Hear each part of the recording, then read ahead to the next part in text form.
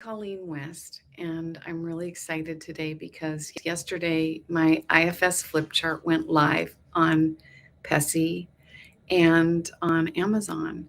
And we've been working on this for a long time, over a year, first to get the content right and then to get it into production and all of that. So, super excited. Um, IFS is exploding for a reason. And I'm just so happy to be part of that, because IFS therapy has really changed my life. So I'm a psychotherapist in the San Francisco Bay Area. And I wrote We All Have Parts, which is a little illustrated guide to trauma and IFS. And so Pessy published that, and they asked me to make this flip chart, which is I think it's gonna help people learn about the model. People who are visual, people who like to see things, externalized outside themselves. So it covers all the basics of the model. Um, and, you know, I think it's super straightforward. Kind of takes you through the essentials, and it's designed so that you can help your clients in the moment learn about a various aspect of the model that they're wondering about. So, I don't expect therapists to take the client through each page. IFS is an embodied psychotherapy. It only works when you, the therapist, are in self and, or at least working to be in self, and are present with your client. So, and of course, IFS is mostly done on the inside of the client.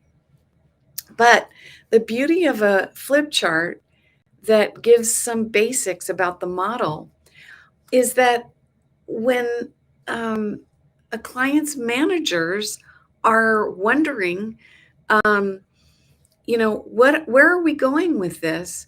You can turn to the page that makes sense to explain that, and they can see it on the outside of themselves. So I'm really excited about, hearing your feedback about this. What's helpful? So, what's most difficult very often with therapists learning the model is the concept of self. And why is it so important that I learn to be in self? And that's between you and your parts, of course.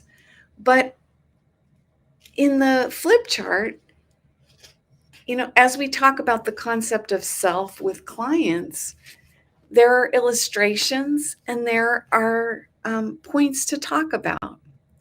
So that's the way it is going to make things easier for you as a therapist. Is if you're kind of wondering how to answer a question that a client has, you can turn to the page and you have tons of carefully crafted answers to all of these things. So therapists new to IFS find it most difficult to figure out how to embody self-energy with clients when they're used to working out of their therapist parts. And so, as you get into the model more deeply and you take a training and, several trainings, you end up really finding that doing therapy from self is completely different from doing it from your parts. And we talk about that in the flip chart. So what else can I say? The most difficult aspect of IFS for clients usually is, where are we going with this? It's difficult for clients to um, begin to look inside, and especially if they're used to living in their heads, it's difficult for them to begin to read their bodies. It can be difficult for them to um, take all the trailheads that are there and work with them, to sort of build faith in their own body. And so the beauty of the flip chart in that regard is that that clients, managers can see, oh, this is something real that many other people have experienced, and maybe that can allow their managers to step back a bit and allow the process to begin to flow. It's almost always clients, managers that the parts of the personality that lead, and that get things done, and that manage appointments and all of that. That at the early in therapy, need a lot of reassurance and care. And I think this flip chart can be reassuring. Yeah. So, for example, here's a page on the 3 types of parts: managers, firefighters, and exiles. And then there are descriptions of each of those parts of the personality. I've never run into a client who didn't kind of sigh a heavy sigh when they learned about these 3 kinds of parts. And it's here in, um, on the outside of them, externalized. That can be very useful. And then we go into more detail about manager parts. And there are points on each page for getting curious. Get curious. How do you accomplish things in your everyday life? So these are questions to get at a client's managers. And then about firefighters, and lots of points about these parts. And then a get curious box. How do you shift gears from work to relaxation? What do you do to distract, soothe, or numb yourself when you're triggered or upset? So these questions are non-shaming, just open-hearted questions that can help you help your clients get to know parts. And then about exiles, same format. I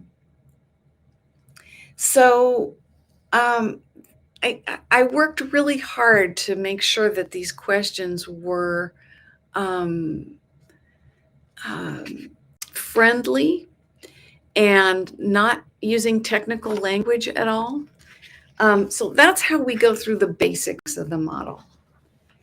Then we go into blending and unblending.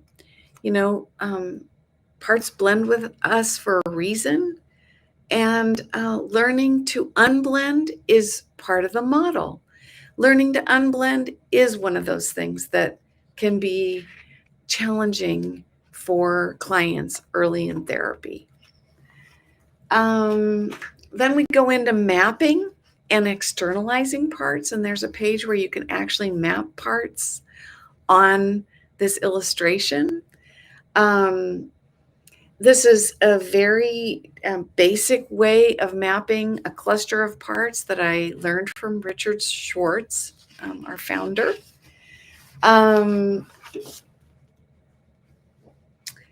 The 6 Fs, so that you can go through the 6 Fs with clients if you wish to. What is unburdening? Many clients are curious about this. Where are we going with all of this? You know, typically with clients, we spend a long time getting to know protectors and earning their trust. And, but many clients with managers who want to understand the model, and I don't think that's a bad thing at all, they want to know, where are we going with this? So there's a page on the stages of unburdening. And then I go into legacy burdens. I think legacy burdens are just so important for therapists to understand and for clients to understand. They are basically burdens that we pick up from our culture and from our, could be our family culture or our community culture or our and they're burdens that aren't that don't come from direct experience. And an interesting fact about legacy burdens is they don't talk. They're just sort of infused through our system. And that's here. Those helpful points are here on this page. There's a page on caring for parts between sessions, which therapists often, I found it's hard to remember to do that at the end of a session, especially if you're running a little late. So this could be an easy way to teach, your clients about what to expect between sessions. And the whole course of therapy, I have a page on that. So, and then part 2 is there's a whole section on healing specific conditions with IFS. And we go into things like if you had tremendous abuse or neglect, if you have OCD parts, if you have parts that are addictive in some way. So that's part 2. So the part 1 is kind of a basic overview of the model, and then part 2 goes into more depth. So yes, in part 2, there are special issues on preverbal parts. There are lots of questions and points of information about addicted parts, about parts with disordered eating, about there's even a page, the last page is on IFS and medication and how we can help clients get their parts on board around taking medication. So I think you'll find it useful, and I'm super excited about it.